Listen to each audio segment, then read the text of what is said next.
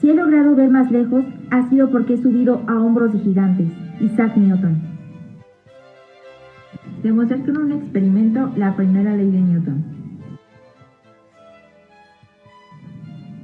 Ley de la inercia. Todo cuerpo permanece en estado de reposo o de movimiento rectilíneo uniforme, a menos que actúe sobre él una fuerza resultante. Es decir, para que un cuerpo posea una aceleración, debe actuar sobre él una fuerza.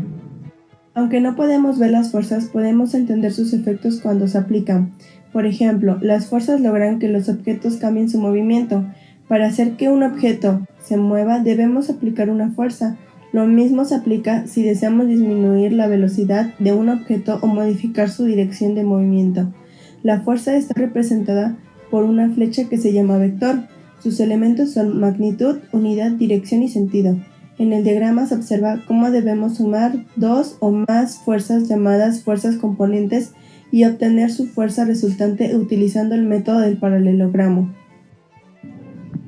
El cálculo de fuerzas en un sistema se efectúa con la ayuda de diagramas simplificados, en donde suele incluirse un diseño simple del objeto indicando las fuerzas que actúan sobre él por medio de vectores. Aquí podemos ver las fuerzas que se aplican sobre un objeto que se encuentra en el suelo y se mueve hacia la derecha debido a una fuerza. A continuación veremos un ejemplo sencillo sobre el cálculo de fuerzas, en donde N representa la fuerza normal, F representa la fuerza aplicada, W representa el peso del objeto y F minúscula representa la fricción entre el suelo y el objeto. Masa. Mide la resistencia que presenta un cuerpo en movimiento o en reposo. Fricción. Uno de los fenómenos más importantes que influyen en el funcionamiento y la eficiencia general de todas las máquinas es la fricción. La fricción es la fuerza que resiste el movimiento y se crea cuando un objeto se mueve o alguien intenta moverlo. Hay dos tipos de fricción dependiendo si los objetos conectados se mueven o no. Inercia. Se define como la propiedad de los objetos de resistir cualquier cambio en su movimiento. Si un objeto se está moviendo, entonces querrá seguir moviéndose. Si está inactivo, entonces querrá permanecer inactivo. Esta falta de voluntad de los objetos para moverse es a lo que llamamos inercia. La inercia depende de la masa de un objeto. A mayor masa, mayor inercia, es decir, los cuerpos se resisten al movimiento o al reposo. A menor masa, menor inercia, es decir, los cuerpos se oponen poco al movimiento o al reposo.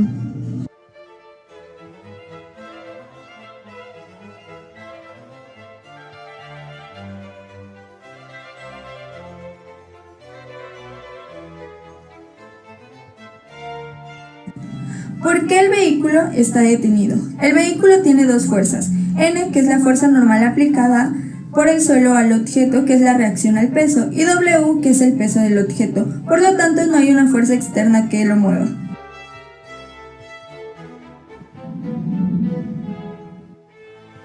Cuando el vehículo se mueve suavemente, ¿cómo se mueve la cabina?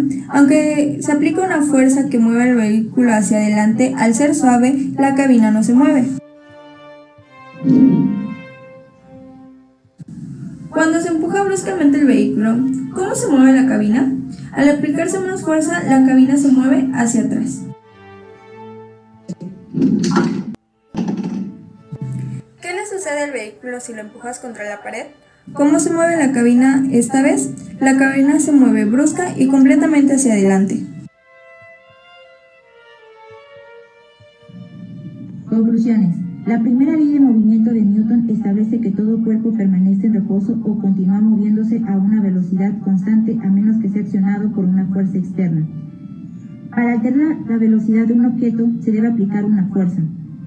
Si la fuerza está en la misma dirección de movimiento, entonces el objeto se acelerará como lo vimos en el experimento. Si la fuerza está en dirección opuesta, el objeto se desacelerará. Si la fuerza se aplica en un ángulo, el objeto girará. La primera ley de Newton también se llama ley de la inercia y es más observable en objetos de gran masa. Finalmente, la fuerza de fricción siempre está presente y se puede contrarrestar con una fuerza opuesta al objeto.